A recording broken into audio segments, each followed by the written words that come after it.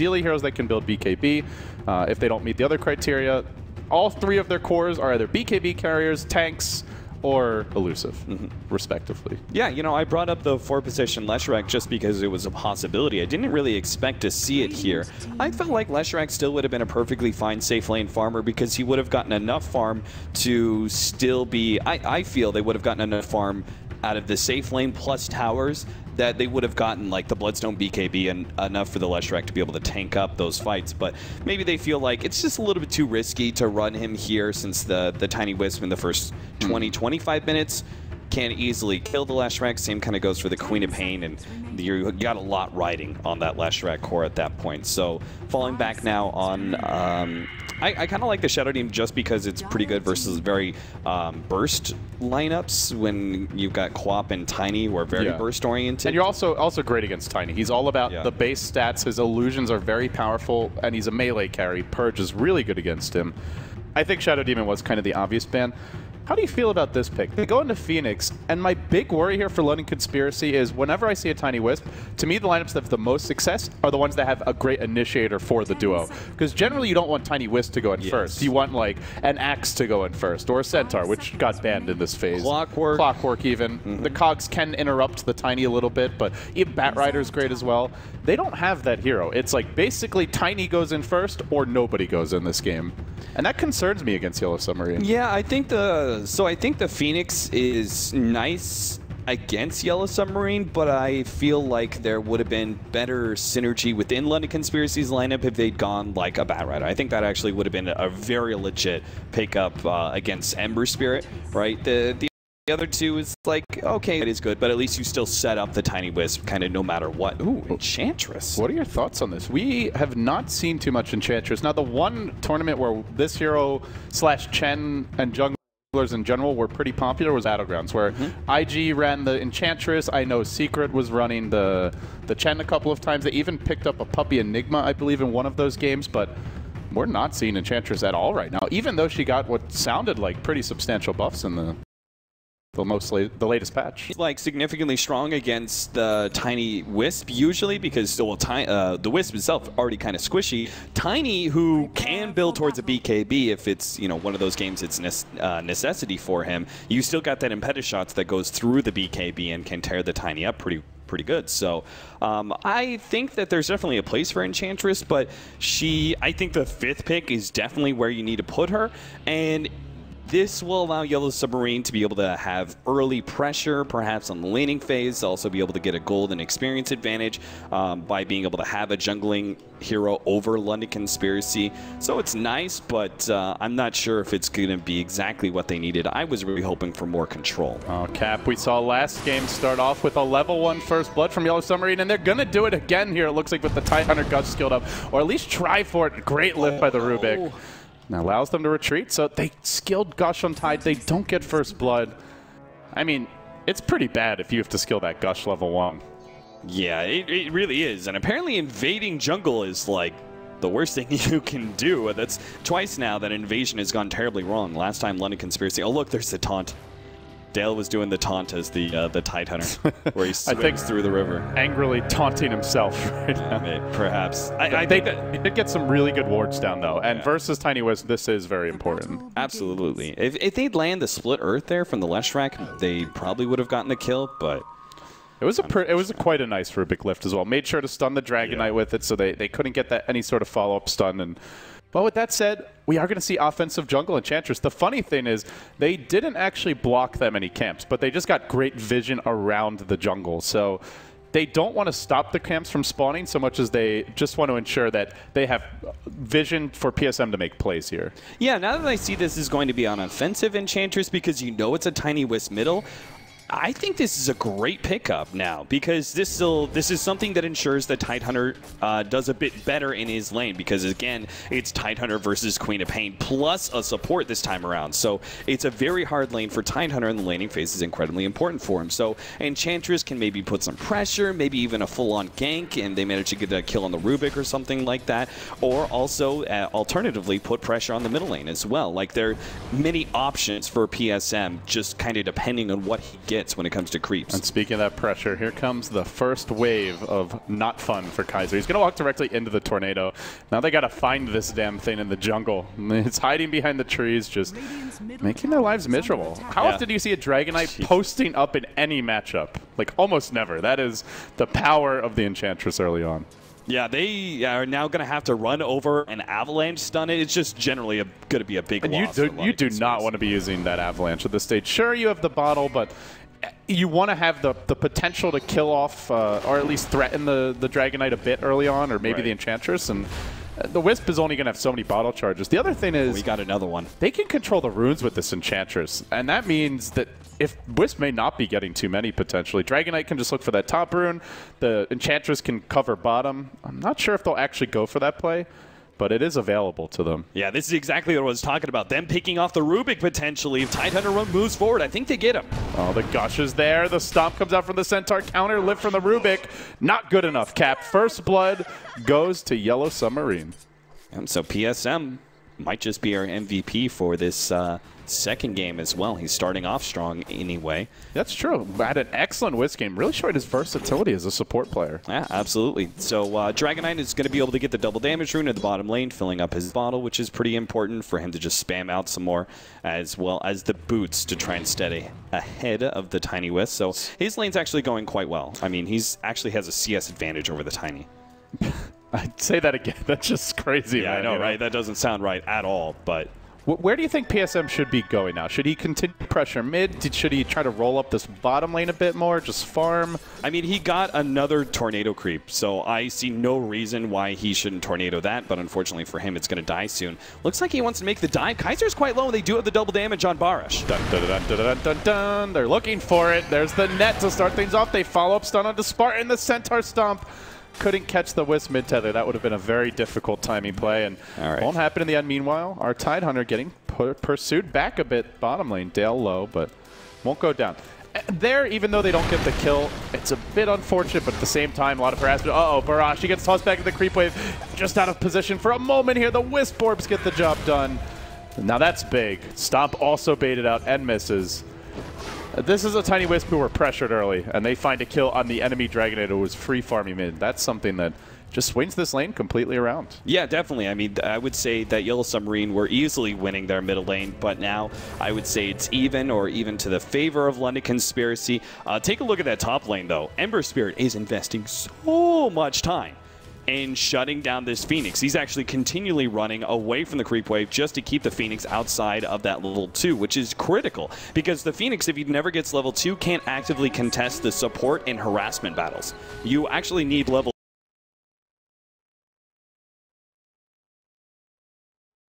1 to level 2 fire spirits, but level 2 is necessity just for you to be able to win the contested by one support and lose that battle because you start out with terrible armor as a Phoenix. And the thing is, Ember is getting very close to upgraded boots, at which point, like, he could just run you down, force out your dive, and then you can't re-enter the lane for some time. So I think the lane's almost already lost. What do you think LC should be doing now? Do they want to switch the lanes up? Should the Rubik look to smoke and try to gank somewhere? He doesn't even have boots, so I'm not sure how effective that'll be. But you really can't do anything with this lineup, right? London Conspiracy in the laning phase are very much stuck. The only hero that can actually move soon is going to be the Queen of Pain as soon as you hit that level 6. Dale may go down in this bottom lane, though. Gets off the Anchor Smash on Quap, but they have a lift ready. They're going to toss him back up, and there's the Kraken Shell. Seems like the auto tech should be enough. One more into the trees. No! Oh, yeah, they got him. Looks like he Madara, I think, sees between the trunks almost there. Yeah, I think Madara was trying to be like as frugal with his mana as humanly possible because he actually had another Shatter Strike that he could have thrown out or another Blink he could have used, but I think he just really did not want to have to invest that. Meanwhile, Enchantress not spending her gold yet. PSM is up to 1,200. Are we going to see that? Oh, toss back mid. They want to go on the Dragon Knight here. He's fairly durable. He does stun the Wisp, but now PSM's going to come in with the heal, and it looks like should be enough for Kaiser Walkway. A wild ogre just wants to say hi to everybody. How you doing, guys? All right, now he's going to drop back mid. Jesus, look, he's got 16 armor and 5.5 minutes in. They're going to go for the same play, but this time he gets off the stun. So Kaiser not able to toss. I'm wondering, is this Enchantress going Midas? PSM is not spending any gold. Yeah, it really feels like it. I would love to see a super mega carry Enchantress. If he's going Midas, I don't think he should be roaming as heavily into the middle lane, but at the same time, I feel his roaming into the middle lane is a necessity. So I personally don't think Midas is a great pickup, but at the same time, somehow PSM has found enough that he's going to get it pretty early. Finally, they get a pick off on the Phoenix, though. Yeah, I did not see that one. Looks like a slight into a chains, and they didn't use any remnants, so it must have just been a follow-up Lesh done, and then they get the kill. Yeah, I would say it's just bound to happen, especially with the way the Phoenix has been shut down so heavily. This is the one issue with Phoenix as an offlaner. There's no plan B. You can't go jungle.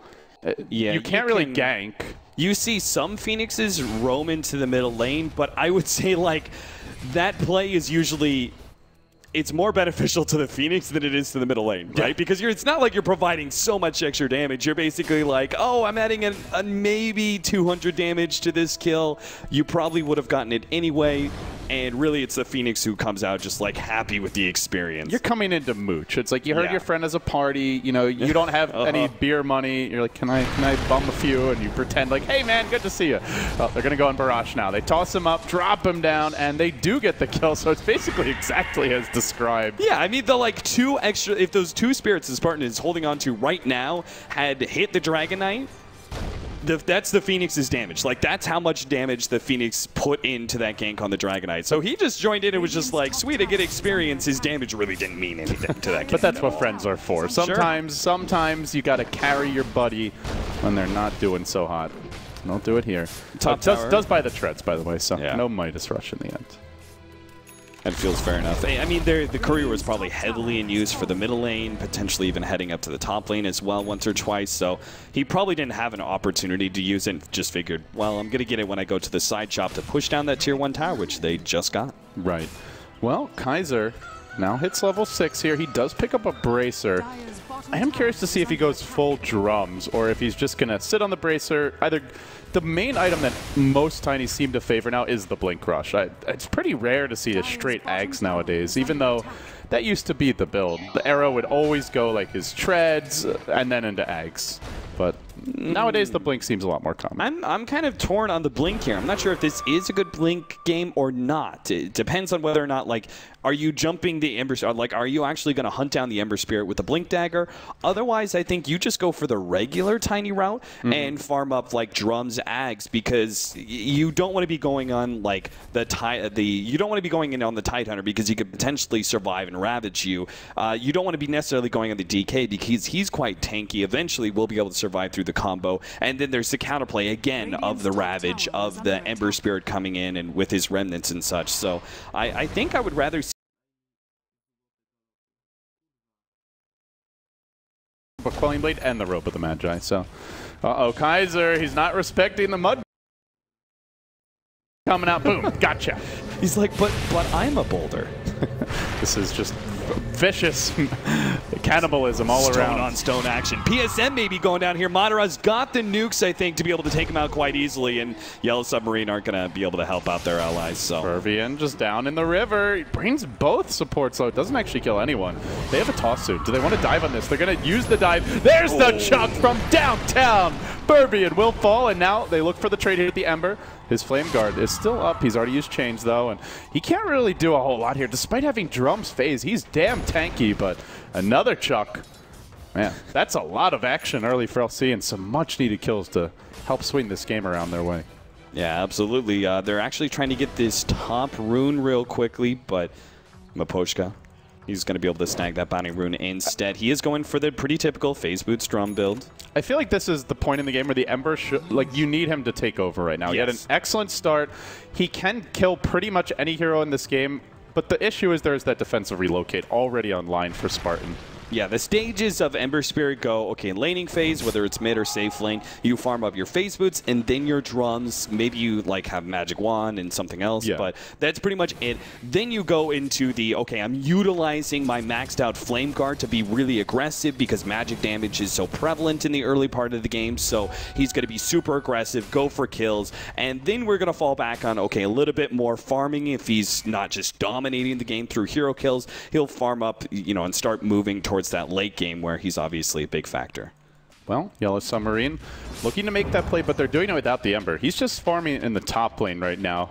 They aren't really showing much else on the map, but this bottom lane's also pushing out. It's not the most obvious gank, and they're going to find Kaiser here. They gush him immediately. No Ravage coming forth. Are they going to commit it? Yeah, no hesitation. Where's that defensive relocate? Wisp is nearby. It looks like he wasn't able to get the save in the end, and now Spartan might be in trouble. Slowed down by the Lesh nukes. Out comes the Breathe Fire. Still pursuing him. He has a tether, and I think with that, should be able to tether back towards safety. And that could have been a massive save. They do lose Fervian here on the backside, though, as Madara rotates in, gets the kill. The Wisp going to splash a couple of orbs forward. And it looks like that's where the dust will settle, Cap. So in the end, a 1-for-1, but they do kill off the Tiny. I don't know. Madara's really thinking about going for Dale here. He's got the damage out to be able to one-shot him.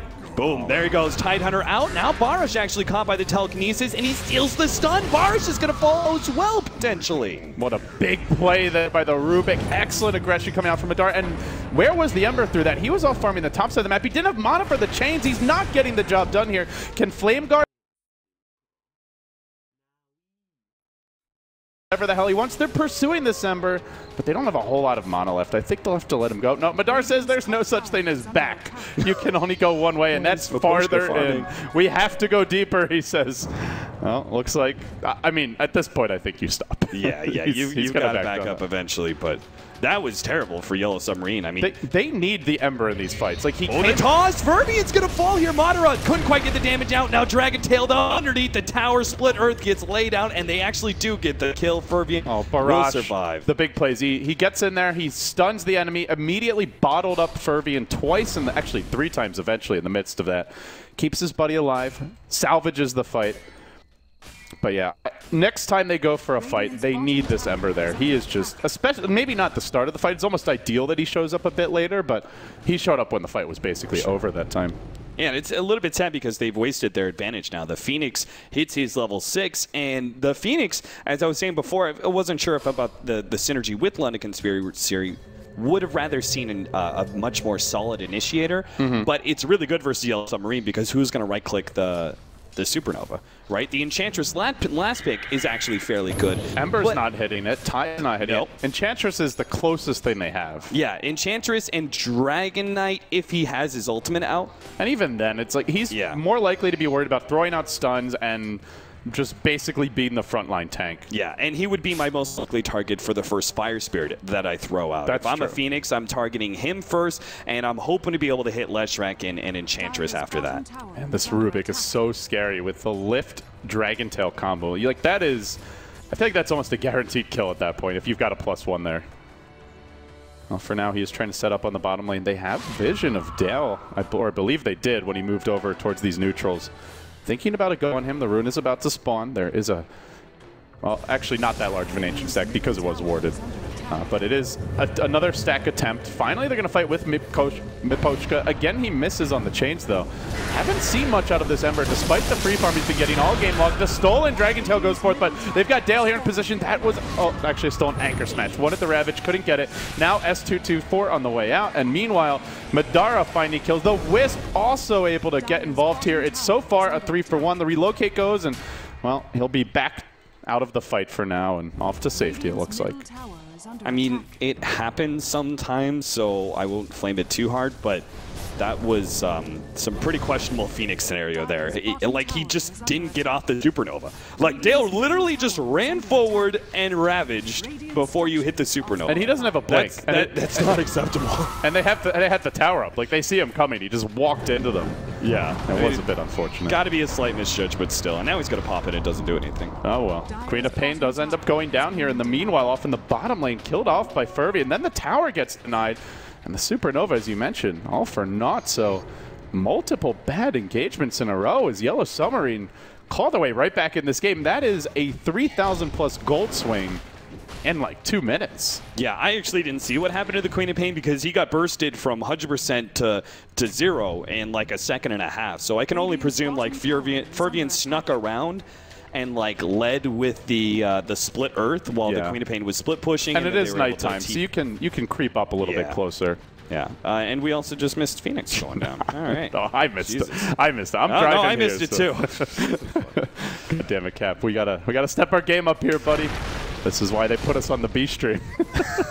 We got benched. You guys are scrub casters, man. You go on Yasha. Yeah. Meanwhile, Blitz is off on, what is it, Scotty?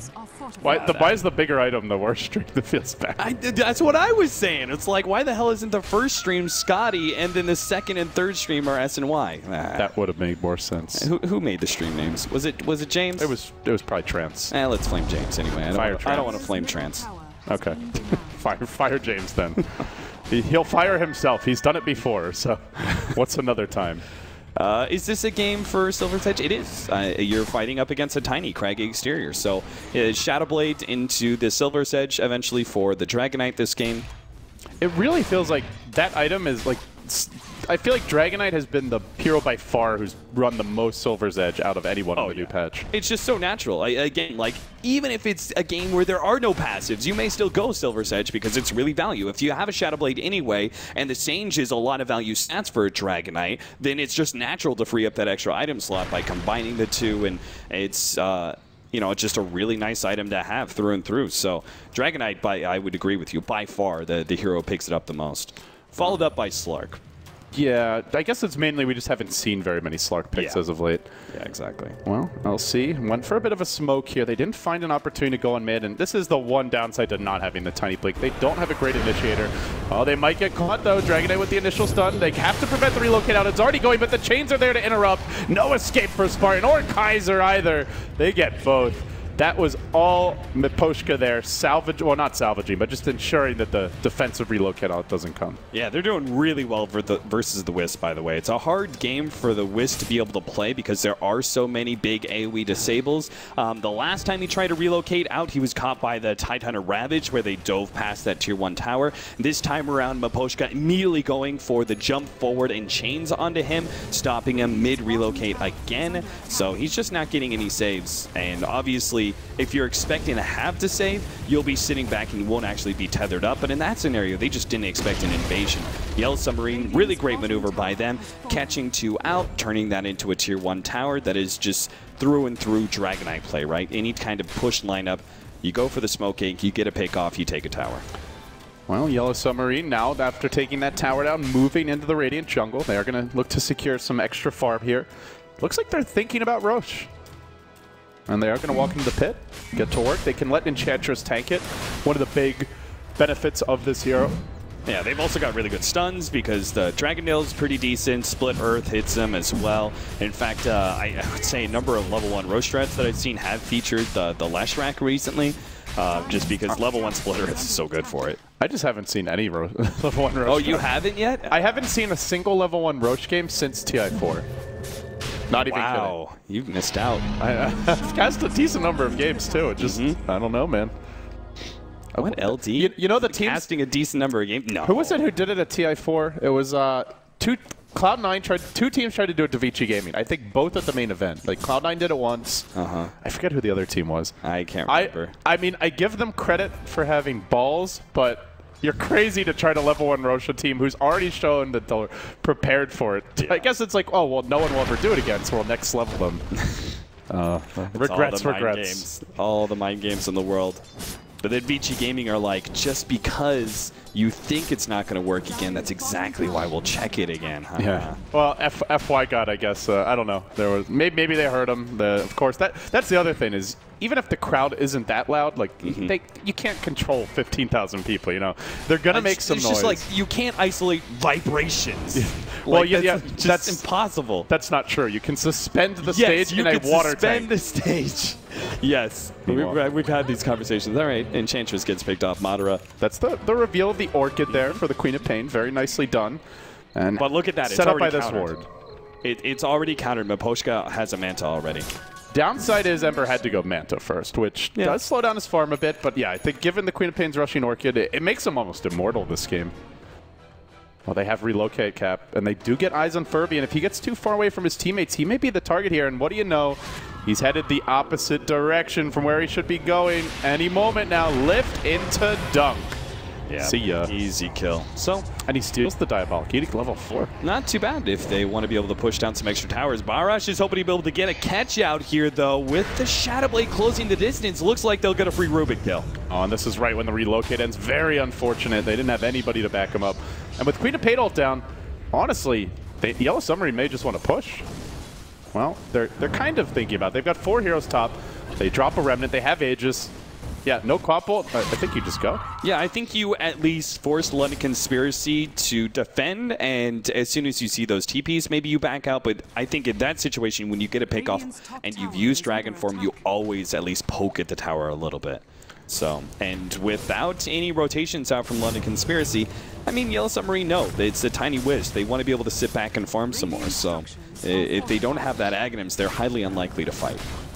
Yellow Submarine looking to take this tier 2 top down and is a bit far away from Roche, so not the biggest loss in the world from LC's position, but at the same time, they're up against a strong pushing draft. That tower's down, so now Yellow Submarine, next time they want to push, they're going tier 2 mid or tier 2 bottom, and ever more so looking to just cinch this noose towards the Radiant base. They're just in a great position right now. At the same time, LC, I guess they're looking for the split push, and that's the other area where I feel the Shadow Blade is just so effective. You're up against Tiny Wisp Quap.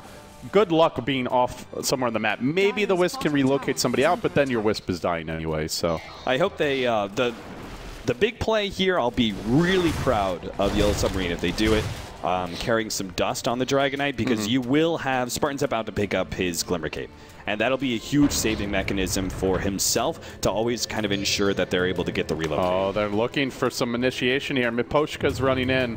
He's got the chains, the slight, just out of range. Almost had him. They're going to steal a miniature stack, though. Nice pickup.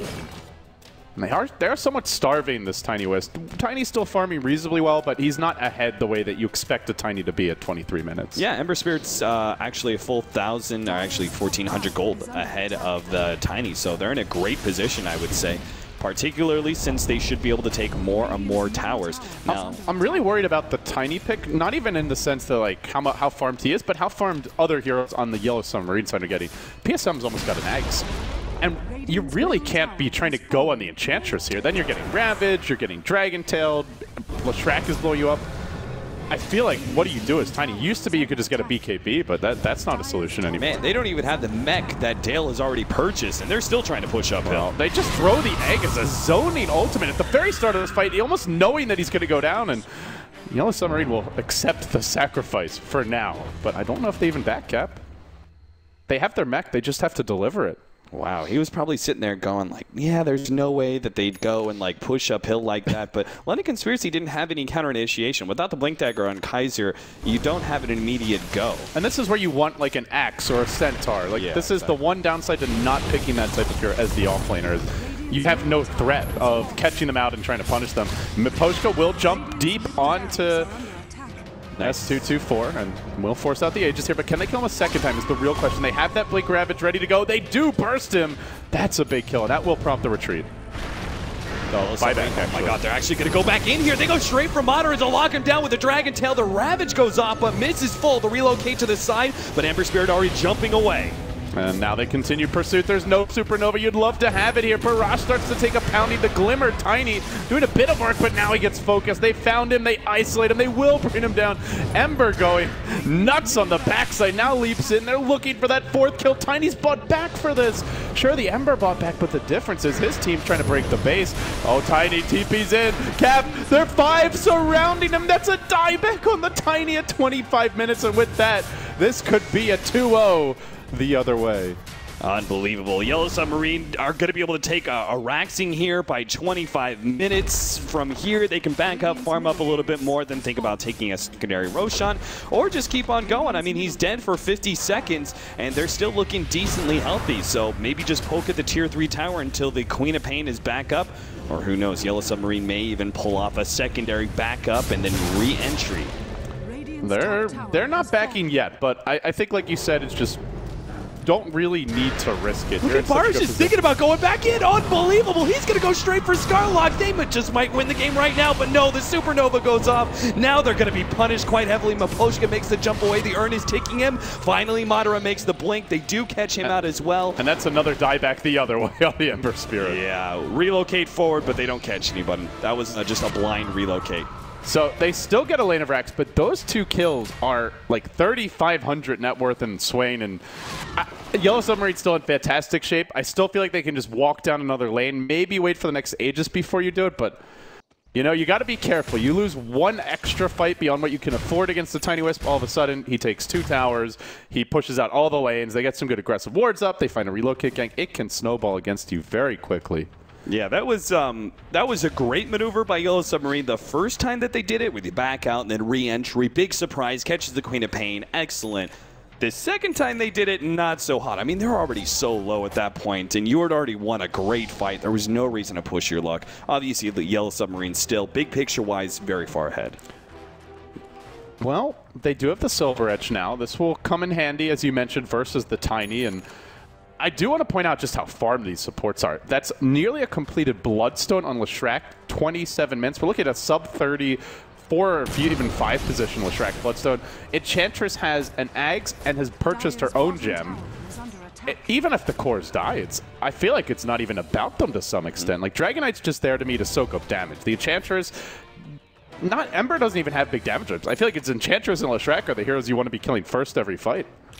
Yeah, this is particularly bad in that the Tiny is quite susceptible to physical damage once you're able to take away that passive. And it's, I guess your best play is probably evasion. They're going to fight in the river, though. They're trying to protect Madara here. Kaiser relocates in, but guess who's waiting? It's a lot of backup. Kaiser, for now, survives, but his Wisp has been brought down. The Queen of Pain had to bail. They're going to sacrifice the Tiny and the Wisp just to save the Queen of Pain, and they blew the ult as well. This is looking worse and worse. Trying to retreat out is that Rubik, but good luck, sir. I wish you all the best. In the grave, Phoenix Supernova on the backside of the engagement. They finish off, at the very least, the Ember. Rather chaotic skirmish, but in the end, it's yes. Continuing to chase in. They blink, gush onto Skylark, and there's no backup for him. It all started just trying to save a Queen of Pain. It ends with everyone but the Queen of Pain going down.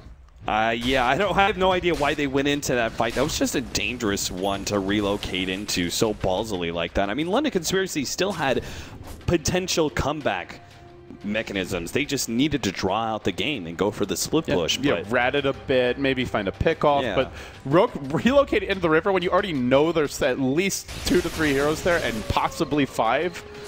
I mean, they had no vision. That was... Oh, Spartan, he just laid down a counter ward, but now maybe bursts into Split Earth, is going to be able to land Spartan. No way out. They get the free pick off of the support. Now Kaiser's got no real backup. He tosses Dale away, says, try and get out of my base, but London Conspiracy, they're not going to be able to defend, I think, once Yellow Submarine have that Ember Spirit. They almost have a pipe. And all of LC's damage, to me, is magical. Like, sure, Tiny can right-click, but there's Untouchable, there's the Dragonite passive with the plus armor. You don't really want to run in anyway because there's too much magic damage, and you can't rely on relocate because they keep on killing or stunning the Wisp, so I feel like it's all magic damage. To me, Pipe just makes this lineup basically unkillable.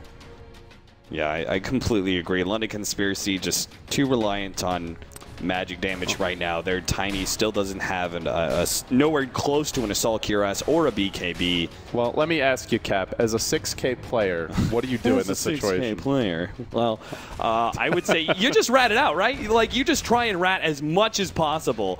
Unfortunately, Spartan, you got to pull out the relocate play. This is the one time you got to do it successfully. Oh, they almost stunned him mid-tether. Again, this is so dangerous, right? Because you're dealing with Ravage, huge AoE, Split Earth, pretty big AoE as well. There's very easy chances that Spartan gets caught mid-relocate. And then Rubik just... Well, what? He just ran What's he doing? I don't know. Maybe he was trying to give a tether target. That's what he was doing. That is just a YOLO play. Like, I guess hopefully Yellow Submarine don't even think to cover the retreat path, but well, Rubik dead, he has no buyback. Wisp dead, no buyback. GG? I think so. Probably.